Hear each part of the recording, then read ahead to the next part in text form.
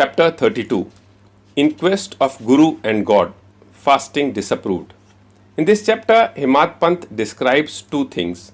One, how Baba met his Guru in the woods and through him God. And second, how Baba made Mrs. Gokhale, who had made up her mind to fast for 3 days, eat Puran Polis. Preliminary.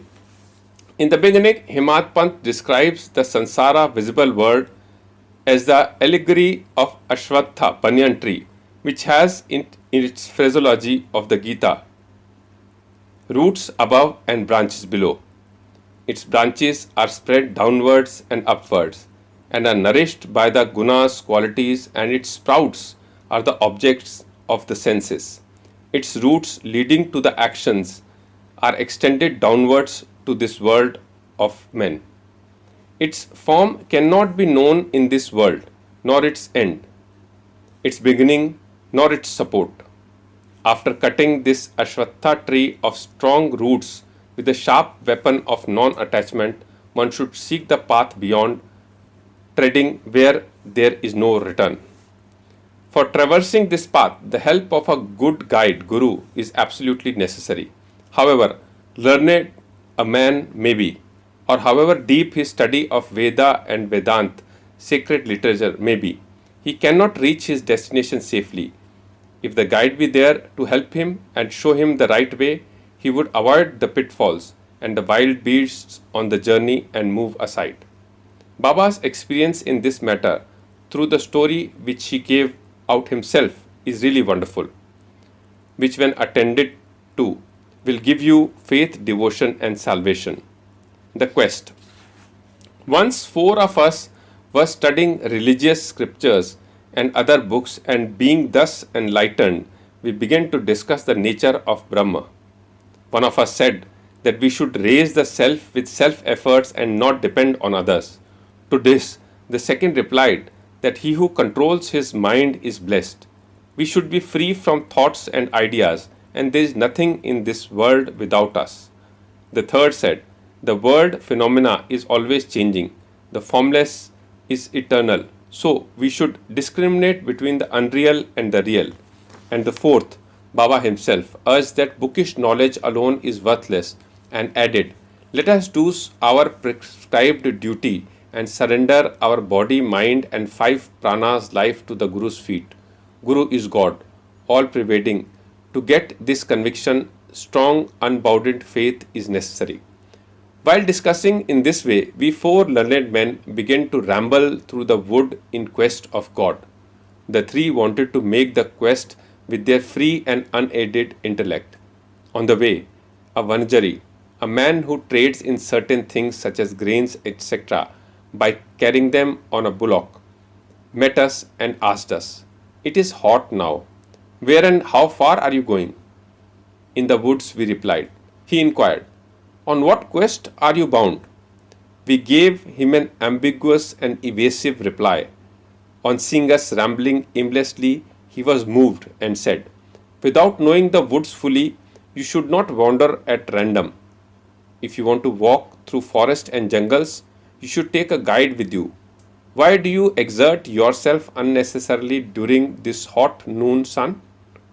You may not give out to me your secret of the quest. Still, you can sit down, eat bread, drink water, take rest, and then go. Be always patient at heart. Though he spoke so tenderly, we discarded his request and marched on. We thought that we were self-contained men and needed nobody's help. The woods were vast and trackless.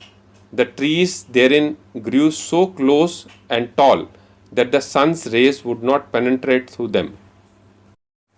So we lost our way and wandered here and there for a long time. Ultimately, through sheer good luck, we came back to the place from where we started. The Vanjari met us again and said, by relying on your own cleverness, you missed your way. A guide is always necessary to show us the right way in small and great matters, and no quest can be successfully carried out on an empty stomach. Unless God wills it, no one meets us on the way. Do not discard offers of food served dishes should not be thrust away. Offers of food should be regarded as auspicious signs of success. On saying this, he again offered us food and asked us to be calm and patient.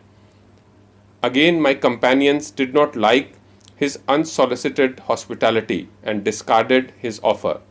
Without doing any quest and without taking any food, and the three began to move out. So obstinate were they.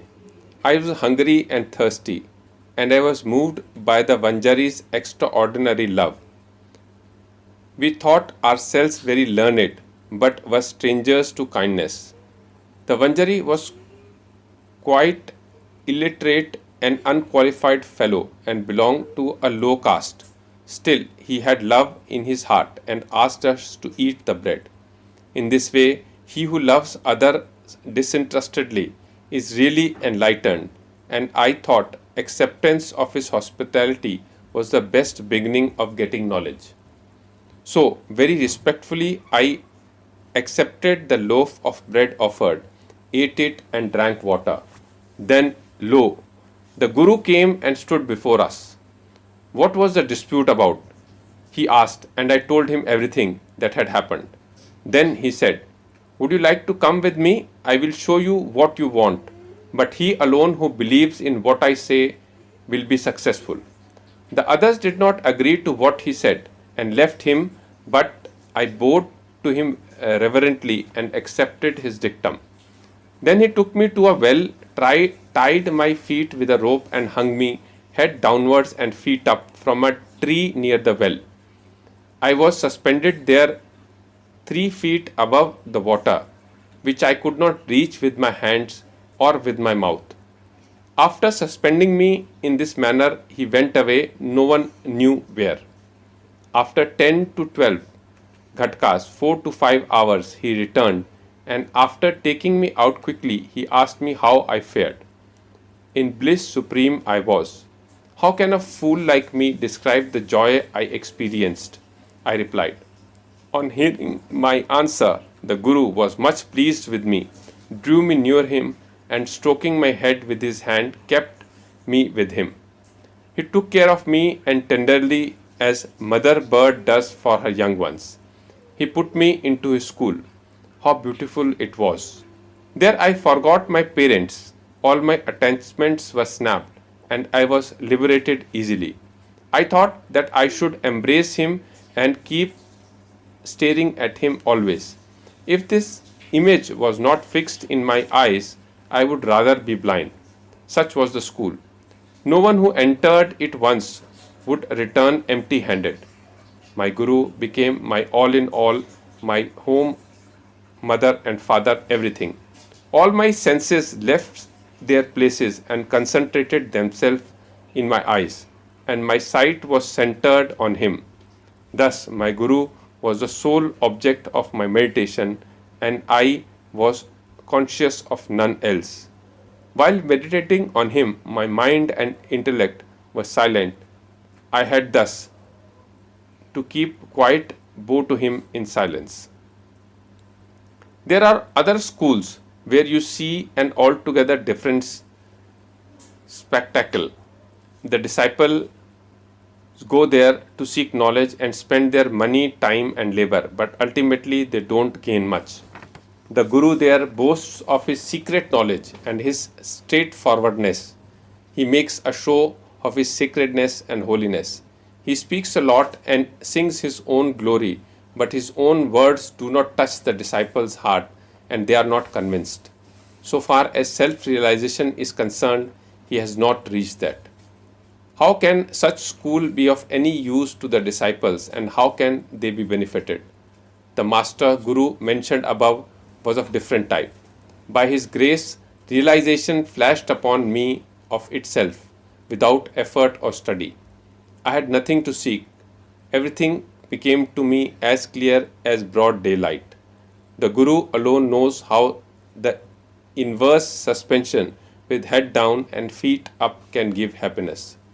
Among the four, one was Karmkandi, ritualistic, who only knew how to observe and abstain from certain rites. The second was Dhyani, who was puffed up with pride of knowledge.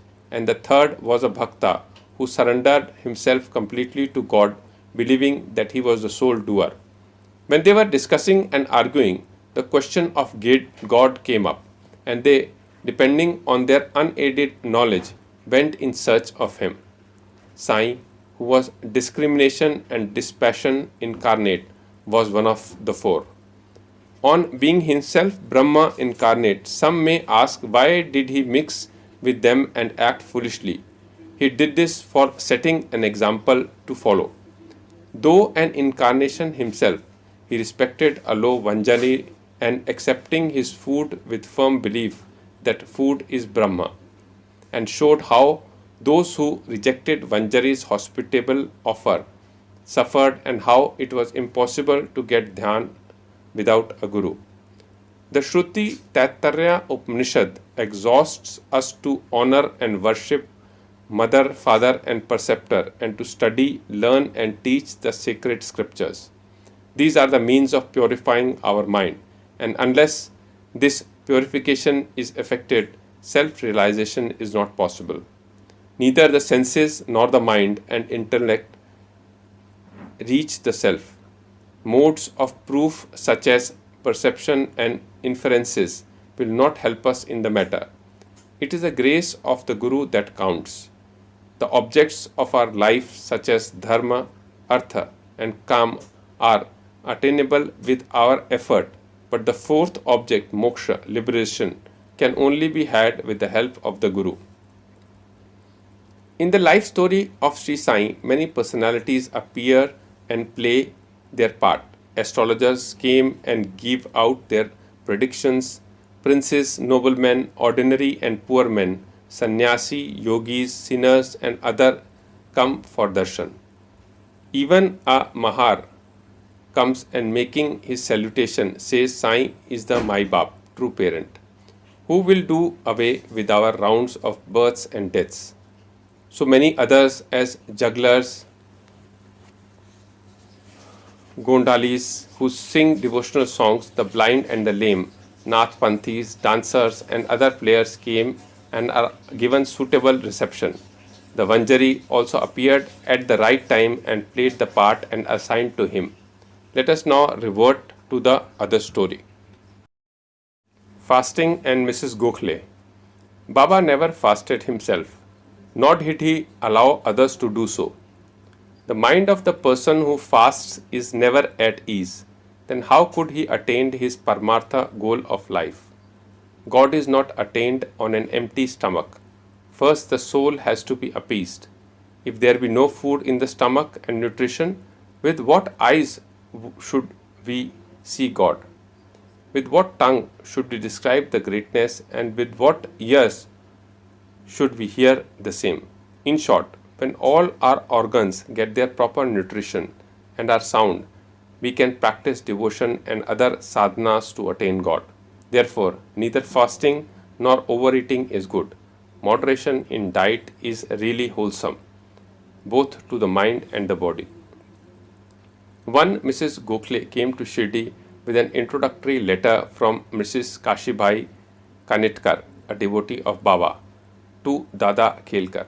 She came to Baba with the determination to sit at Baba's feet and observe a 3 days fast. The previous day, Baba said to Dada Khelkar that he would not allow his children to starve during the Shimga, that is, holy holidays, and that if they had to starve, why was he there? Next day, when the woman went to Dada Khelkar and sat at Baba's feet, Baba at once said to her, "Where is the necessity of fasting? Go to Dada Bhatt's house, prepare the dish of Puran Polis, wheat rotis with gram flour and jaggery. Feed his children and yourself too." Shimga holidays were on. Mrs. Khelkar was then doing through her menses, and there was nobody to cook in Dada Bhatt's house. So Baba's advice was very timely. Then Mrs. Gokhale had to go to Dada Bhatt's house and prepare the dish as directed.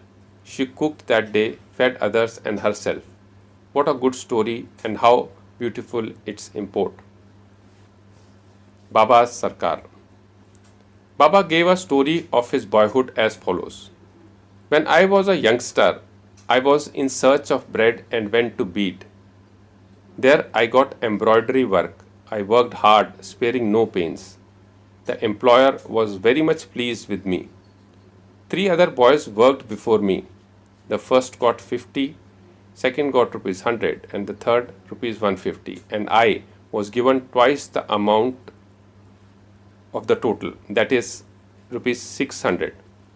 After seeing my cleverness, the employer loved me, praised me, and honored me with a full dress, a turban for the head, and a shela for the body, etc. I kept this dress intact and without using it. I thought that what a man might give does not last long, and it is always imperfect, but what my Sarkar God gives lasts to the end of the time. No other gift from any man can be compared to his. My Sarkar says, take, take, but everybody comes to me and says, give, give. Nobody attends carefully to the meaning of what I say. My Sarkar's treasury, spiritual wealth is full. It is overflowing. I say, dig out and take away this wealth in cartloads. The blessed son of a true mother should fill himself with this wealth. The skill of my fakir, the Leela of my Lord, and the aptitude of my Sarkar is quite unique. What about me? Body earth will mix with earth, breath with air. This time won't come again. No matter where I go or where I sit, Maya always troubles me much. Still, I am always anxious for my men. He who does anything spiritual endeavor will reap its fruit, and he who remembers these words of mine will get invaluable happiness. Bow to Shri Sai, peace be to all.